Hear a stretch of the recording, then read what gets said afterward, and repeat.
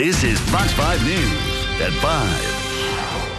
Another big story we're following tonight. President Obama today hailed the symbolic end of the war in Iraq. He highlighted the successes and the responsibilities the United States has to its returning veterans. Fox 5's Tom Fitzgerald is in our newsroom now with all the details. Tom? Well, Sean, the president stopped short of any big declarations of victory today. Instead, he focused it on the sacrifice of U.S. troops around the world. He spoke at a base which is the home of the 82nd Airborne, which itself has seen more than 200 service members killed since the Iraq War began.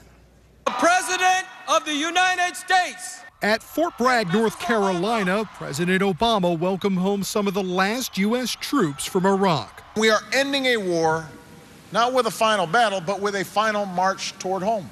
The trip marked a symbolic end to the Iraq War, which cost almost 4,500 American lives. The president did not declare victory in Iraq, but instead highlighted successes.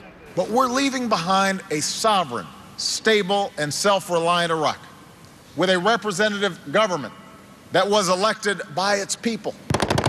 Today, only 5,000 U.S. troops remain in Iraq, down from almost 170,000.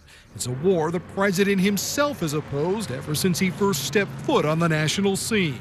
What I do oppose is a dumb war. Was a mistake and may still be a mistake. I oppose this war from the start. But while leaving Iraq fulfills a campaign pledge of the president, long-term, experts say weighing the cost versus the outcome of Iraq will be up to history.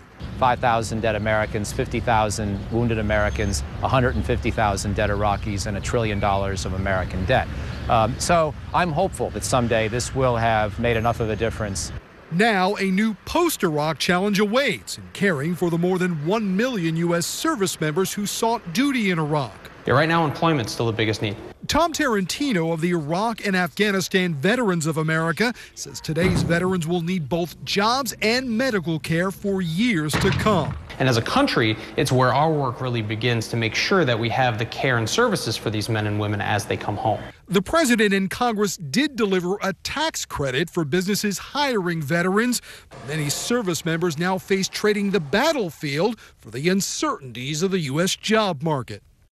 Well, pulling U.S. troops out of Iraq is also a very important part of the administration's deficit reduction plan. Consider this: at the height of the war in 2007, Sean, the United States was spending $250 million a day fighting the war in Iraq. All right. Tom Fitzgerald, thank you.